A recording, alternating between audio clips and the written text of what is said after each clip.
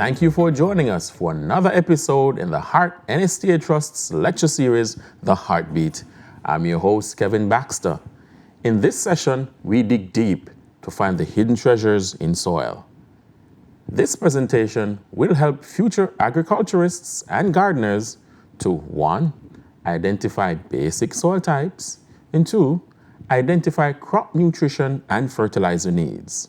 We now join Miss Paulette Wright for this interactive presentation. Thank you very much, Kevin.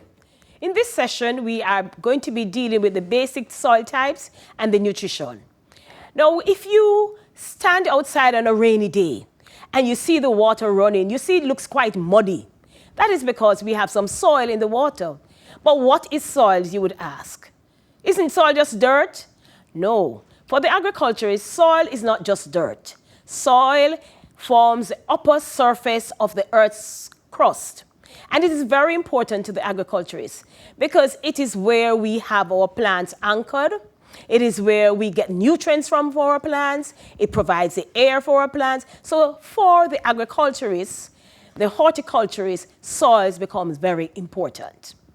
Now let us look at soils. The 4 main components of soils are the mineral matter, organic matter, air, water. Now, mineral matter and organic matter come 50%, 45% mineral matter and 5% organic matter. And you say, what is organic matter? Organic matter would be what we call humus or the decayed portions of dead animals, dead plants, and they form part of the soil. The other 50%, 25% water, and 25% air. And because soil has pores, so the space occupied by water and air interchangeably. So if you have more air, you have less water. So in that 50%, if you have 30% air, you would only have 20% water.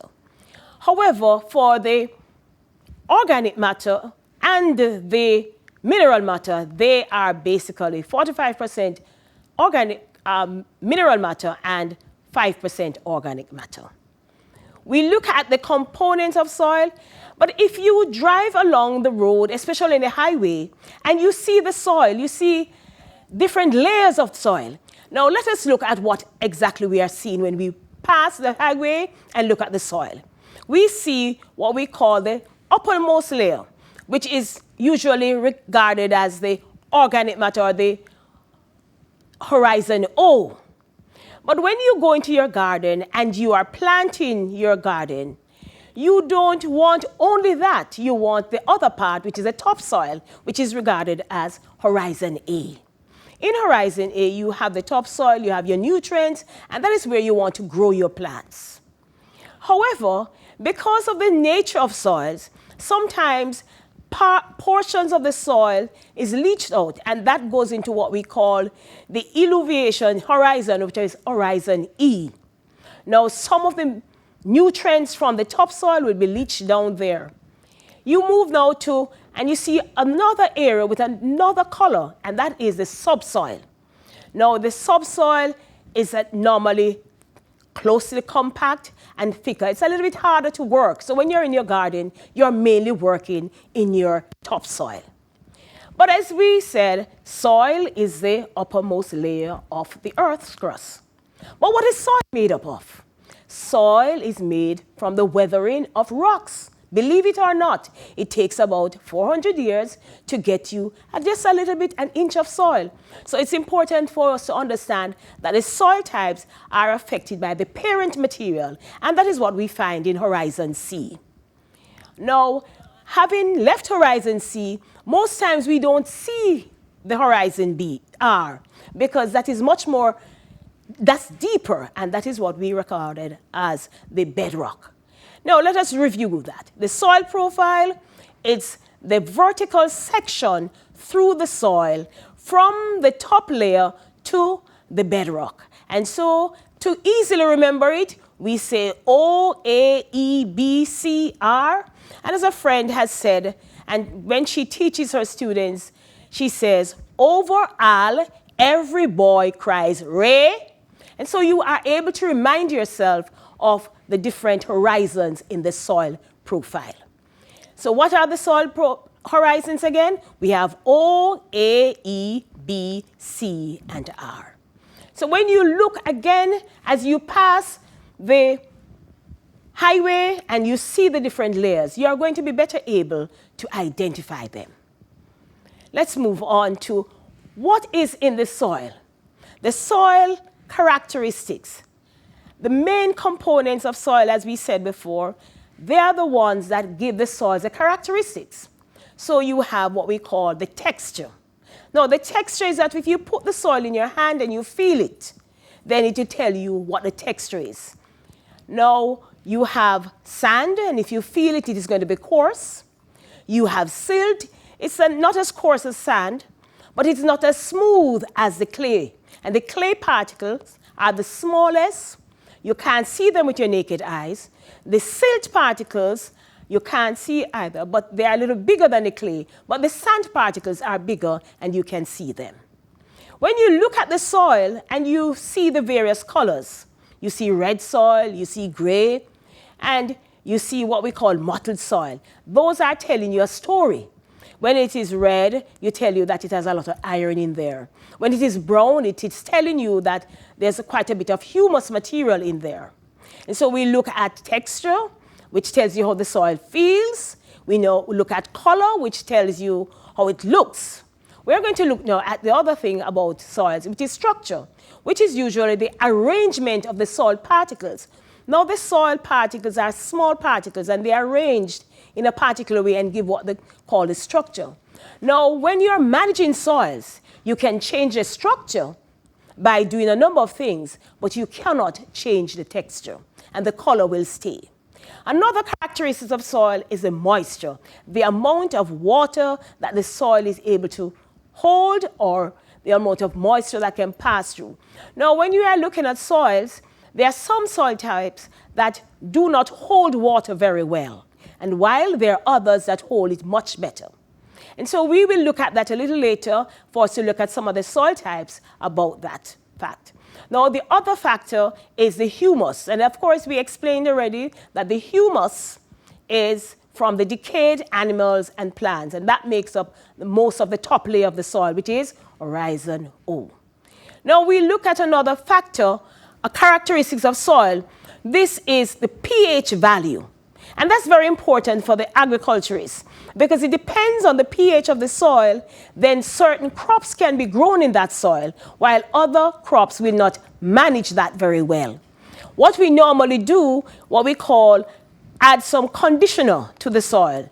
You know, when you wash your hair and you shampoo it, after a while you add some conditioner to make it more manageable. And that's what we do with soils. We have conditioners or soil ameliorants, which we add to the soil to make the soil more manageable so that you are able to produce your best crop and to get the kind of fruits and vegetables that we really love. So let us review what we have said already. Soil is the uppermost layer of the earth's crust. There are four main components: organic matter, mineral matter, air, and water. And we said mineral matter and organic matter make up 50% of the soil. And the remaining 50% is made up of air and water in equal proportions. We also looked at the profile, which is a vertical section through the soil. And I reminded you that when you drive along the highway, you would have a good idea of what that looks like. So you have horizon O, A, E, B, C, and R. And as we said, when we want to remember it, we can say, over all, every boy cries Ray. So we now know that the soil is not dirt.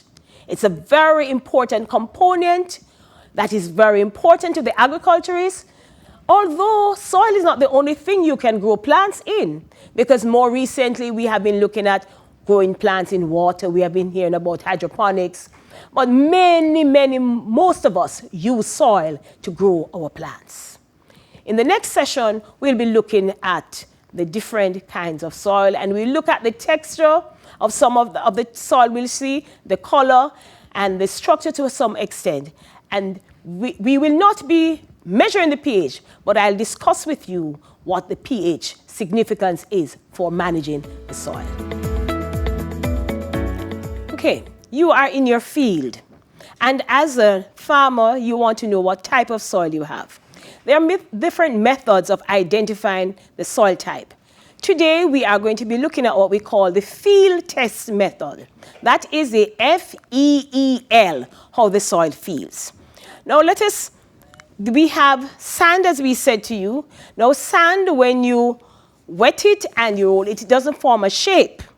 The other soil type we mentioned is silt. Now, if you wet it and you roll it and you make a ribbon, then it makes a ribbon, it feels a little coarser. But for the clay, it would feel smooth when you roll it in your hands and when you wet it. So we're going to look at these two soil types to determine which soil type it is. Okay, so we're going to look at this one in A. We're going to pour a little bit in our hand. And if you go to the field, you can do that. You add some water and you try to roll it.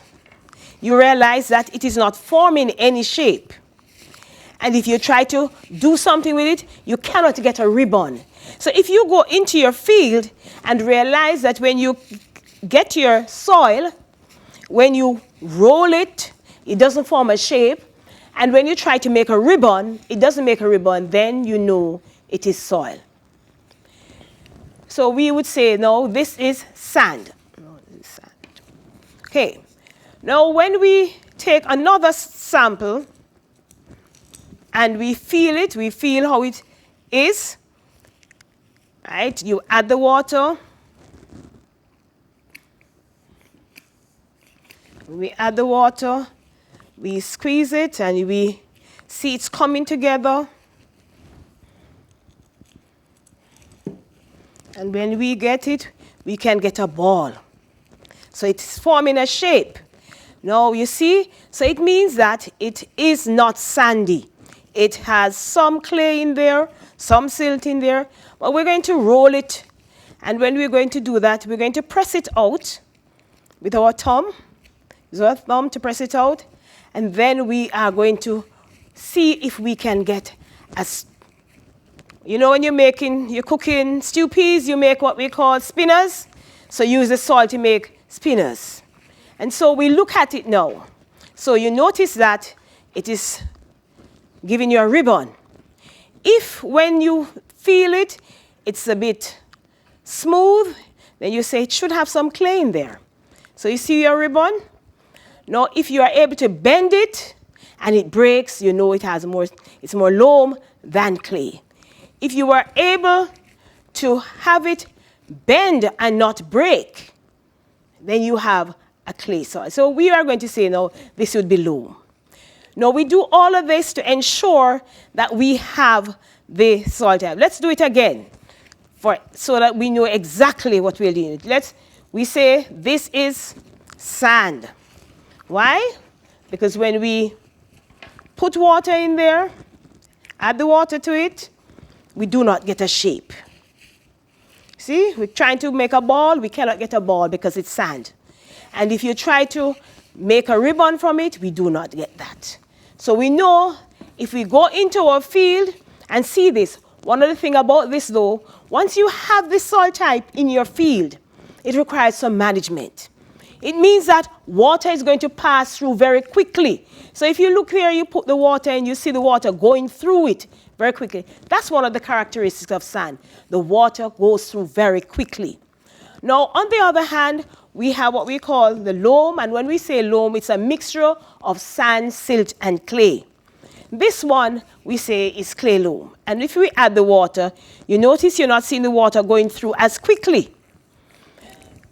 When you have sandy soils, to manage sandy soils, you have to water it more frequently because the water pours through quickly and the nutrients that are in there will go through very quickly. So for sandy soils, to manage them, you need to water more frequently and you add your fertilizer, smaller portions, but more frequently.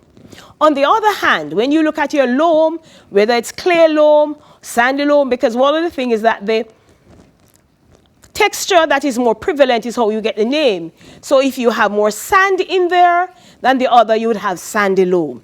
If you have more clay in there, you would call it clay loam. And so we have what they call it soil textural triangle that helps us to identify how much percent sand, silt, or clay, and you are able to identify. Now, when you have clay soils, because they stick together so much, you remember I said to you earlier about conditioning? If you have clay soils, in order for it to not stick so much and get waterlogged, you might have to add a little sand to it. So if you have your garden and you realize it's hard to manage because you have a lot of clay, what you can do is incorporate a little bit of sand, and the sand would improve the aeration and the ability for water to go through. So no soil is bad. So if it is sandy, you could add a little organic matter. You remember we talk about humus? You add a little bit organic matter to the sand and it would improve it, to bring the particles together, and so the water wouldn't go through too quickly. In the case of the clay material though, if you add organic matter to it, what it does is kind of separate these fine particles, so it allows the water to go through quickly. So when we are identifying our soils in our garden or on our field, it is important that if we are not able to send the sample to the lab for analysis, we can do what we call a simple field test in the field. So you just get your little water bottle, you dig up your soil, you put it in your hands, you add the water, a little water, to see if you can get a shape. If you don't get a shape, then we know it has quite a bit of sand in there. Now, if you try to roll it, after not getting a shape, you roll it to get a ribbon, and you can't get a ribbon, then you know that it is sandy. On the other hand, if you have something like this in your garden, and you get it and you wet it, you realize how it sticks to each other? The particles stick together, it's finer. So when you roll it, you get a ball. Well, that is telling you something about it. It has not as much sand. But when you make your ribbon, that is what is going to tell you the kind of soil you have. Having identified your soil, you are then able to plan how you manage the soil. And that management is very important if you're going to grow your crops. There are some crops that can manage very well in sandy soil. And there are some that need the clay soil because it needs a little bit to be able to hold the water a little more. So when we go into our field as a farmer, we can do a little field test. You just need a little soil and a little water. So it's easy. However, if you want to be able to determine the nutrients that are in there, you would have to do what we call a soil sample. And that means you have to go into the field and collect the sample, label it, say where it is from, say what depth it is, and usually we use about 2 depths, 0 to 6 inches or 0 to 15 centimeter and 15 to 30 centimeter or 6 to 12 inches. We get it, you put them in separate bags, you label them, and you label your name of your farm. So if it is from Clarendon, you name the farm, Ebony Park, Clarendon, Tollgate, Clarendon, and you seal it off and you send it to the lab for analysis. When the analysis comes back, it will be able to tell you which nutrients your soil require. And so we are going to move on next to which nutrients we would put in our soil. If we haven't identified the soil type, we know how to manage it, but then we know that soils need nutrients to be able to grow your crops properly. So let us review. We said we have sandy soils. That means water passes through quickly, it drains easily, and it has big pores, and the particles are coarse. Silt soil are smaller than sandy soil, but you can't see them with your naked eyes. It's a bit powdery. Now, when we go to the clay soil, the particles are very small, you can't see them with your naked eyes, but the particles stick together. And because they stick together, they hold water in place. And when they are very dry, if you go along the roadside, you see these cracks in the soil. When clay particle gets dry, it separates and you see the cracks. So you can pretty much identify what kind of soil you have when you use your eyes, you use your field method you can identify, and then you are able to determine how you will manage the particular soil type you have. We remind ourselves that soil is not dirt. For the agriculturist, soil is gold, even though it's not the only thing you can grow your crops in. So we know we have sandy soils, we know we have clay soils, and we know we have silt, and we know that loam is a mixture of sand, silt, and clay. When we have our field and we look at the kind of soil we have, most farmers prefer to work with loamy soil. It's easily managed. But of course, like all soils, we need proper nutrition to be able to get your best crops. And what are we growing our crops for? We want to get our nice fruits and our vegetables, and especially now in this pandemic period, you want to have the best quality plants, so you get the best quality fruits, so we can feed ourselves well and build up our immunity. Okay, in summarizing now on our soils, we say that soil is not just dirt. Soil is very important to the agriculturist, to the sports enthusiast. So we say soils had four main components, and we know them. We were identifying the soil, so we say the sand, the soil. In order to manage it, you need to water it more frequently and add your nutrients more frequently, but in smaller portions, because the water will pass through the soil quickly, and therefore you will lose your nutrients by what we call leaching. And on the other hand, the clay soil, it will hold the water, and so sometimes you end up with these fields that are ponded, and so the water will stay in the field because the water doesn't pass through that easily. To manage those soils, you would probably need to add a little sand to your clay soil to make air, give it some more air space or some organic matter that will separate the particles so that you can have more air space and for aeration. So in summarizing then, we need to be able to identify our soils, because when we identify our soils, we will know exactly how to manage our soils. Having identified our soils, we can manage our soils, we know what ameliorant or conditioner we need to add, and having identified our soils, we are able also to have an idea what kind of nutrients we will need to apply to our soils in the form of fertilizer so that we can have the best crop. So soils is very important for us as a farmer, a gardener, horticulturist. When you go out in your field, remember, you can do a simple feel test, F-E-E-L. You feel the soil and you are able to say what kind of soil it is, and therefore you're able to manage that soil. Plant nutrition is very important. Just as how humans need a balanced diet, the plant needs to have adequate nutrition. And nutrition is the availability of the different basic elements required for the plant to grow properly and to reproduce. Sometimes the soil does not have all the amount of nutrients and in the required proportions for the plant to grow properly. So we add fertilizer. And so we add some nutrients to the soil. So it could be soil, could be manure, could be compost, or add chemicals in terms of your fertilizer that you purchase at the stores. And so the plant requires, as I said, at least 16 nutrients. But you say, how does the plant take the nutrients from the soil? The plant needs the nutrients to be in solution. So you have soil water, the nutrients are in solution, so the plant take it up through the roots. 98% of it is of the nutrients are obtained in soil solution, directly some from the soil. But the question is, if you have too much water, what would happen? If you have too much water, that means the pores are closed off and there will be not air, and the plant roots cannot breathe, and therefore it's not going to be able to take up your nutrients. Now, when we look at the plant root, it's important that the plant has the root hairs so that it can properly and effectively obtain the nutrients from the soil. So you have different nutrients you obtain from the soils. We have nitrogen, you have potassium, and you have phosphorus. So now let us look at the different type of nutrients the plant needs. We have what we call in agriculture primary nutrients. Those are nitrogen, phosphorus, and potassium.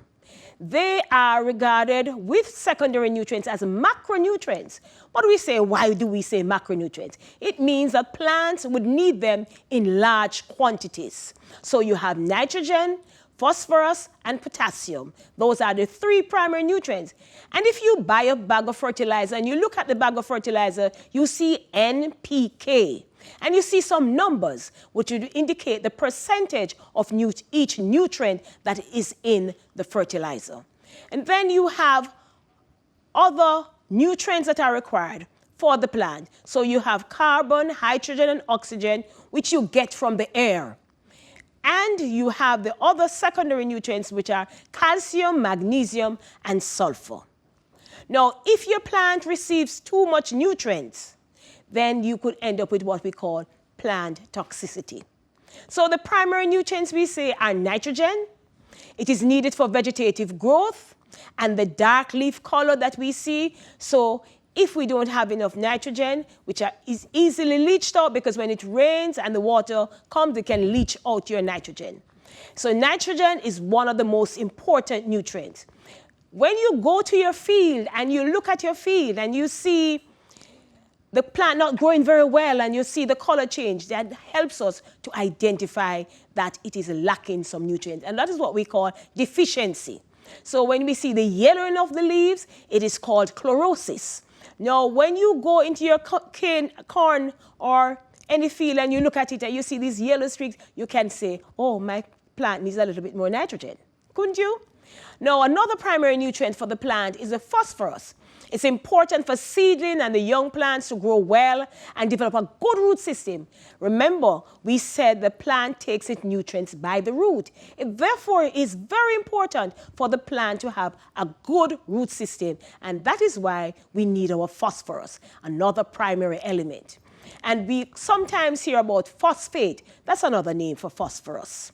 Now, when you go into your field and you see reduced growth, poor root system, and you don't see the amount of flowering that you would want, and you see the stems looking a little brown or the foliage looking a little purple, you say, boy, I need to add a little more phosphorus. So when you go in the field, you can use your eyes to see some of the things that you need to improve the quality of your plant growth. The other primary nutrient is potassium. This is mined from rocks, and you put it in fertilizer. And it can be easily leached too. So we know that water is important, but if you have too much, you can leach away your nutrients. Now, what are some of the deficiency signs you see when you go into a field that doesn't have enough potassium? You have reduced growth, shortened internodes, and of course, you know the internodes is that part between the stems, that section is internode. And you may have a scorched looking color, that means the leaves become brown. However, you can also have too much potassium, and that would affect the amount of nitrogen that is taken up by the plant. So we say we have primary nutrients, which is nitrogen, phosphorus, and potassium. And we have the secondary nutrients, and together they form what we call the macronutrients. The macronutrients are needed in large quantities. So let us look through at the nutrients the plant needs. The absence of any one plant nutrient will affect how the plant grows, and it will be shown up as poor plants, and so you will see them look droopy, looking not the right color, and so we need to ensure that we have the correct nutrients. We had looked at the secondary nutrients, our calcium, our magnesium, and our sulfate, and so we know that those with carbon, hydrogen, oxygen, which is from the air, will get our secondary nutrients, and they're part of the macronutrients. Now we look at what we call micronutrients. The micronutrients are nutrients that are needed in small amounts, and that is, they are very important. Even though they are needed in small amounts, they are very important. We need to understand that micro means a little bit, but it still is essential. They are used in small quantities, they are obtained from the soil, and if you have excess of them, you have toxicity. Now you have boron, chlorine, copper, iron, manganese, molybdenum, and zinc. And these are micronutrients. Now, when we are applying fertilizer, these micronutrients are usually in there because they're needed in so small amount, it has to be mixed in the fertilizer to be applied. Now, how do you apply your fertilizer to your plants? Sometimes you have to apply your fertilizer before you plant your crop, and that is what we call preemergence. It's applied before germination. Sometimes we have the plant there, and early after you plant it, you put the fertilizer. We say we top dress the fertilizer. And then we have some plants where you plant them in rows, and you put the fertilizer along the side of it, and that is later on the plant. We say we do some side dressing. Now, in some fields like pastures, we put the fertilizer across the field, and we refer to that as broadcasting. Now, there are different types of fertilizer. We have organic fertilizer, which is like from your plants and your animals. And then you have inorganic fertilizers. Those are usually made from chemicals. So we have the potassium, the potash, and your phosphate. You kept them combined. So when you go to the store, you see sulfate of ammonia. Then that is just mainly nitrogen, but you get it, and you have muriate of potash. Or you see a fertilizer bag that is marked 22,022. It means you have 22% of that amount is nitrogen. There's no phosphate there, but you have 22% potash. And so when you go, you do that. But fertilizer can be either dry, and it can be either liquid, solid, or gas. And so we have to understand the fertilizer, which one we need to apply. In some cases, we are applying the fertilizer to the leaf, and that is called foliar application. And there are persons who, in terms of efficiency, will apply the fertilizer in our irrigation water, and that method is regarded as fertigation. So let us summarize. When we have soils, it is not dirt. Soil has four main components. You have water and air, which is 50%, organic matter 5%, and mineral matter 45%. Soil have different characteristics. You look at the texture, how it feels, the structure, how the particles are arranged, the color, what you look like, what you see. And then you have the amount of humus that is there, and you have the pH. And as we said before, once you know the pH, you are able to manage and add something to the soil to improve the soil. So any soil you have, you can manage it and get your best crop. You must, however, be able to identify the soil, whether it is sandy, in which case you need to add more water and fertilizer more frequently. If it is clay, you might need to add a little sand in there, plow it in, because you will have some water logging taking place and the roots will rot. So it's important. When you're going to add your nutrients, you need to know how much to add, because if you add too much, then you have toxicity. And if you don't have adequate amount, the plants won't grow and produce as well. I trust that as we look at our soils, we are able to identify them.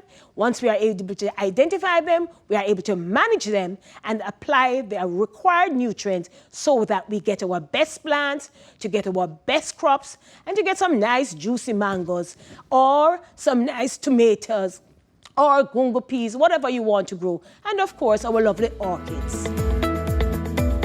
And that's it for the session on soil types and crop nutrition. As shared, it is important to nurture the soil if we want to reap the benefits for our bodies. How did you benefit from this session? Share your feedback with us on our social media page or WhatsApp on 876-279-7930. You can also check out our YouTube channel to review all the information from this session.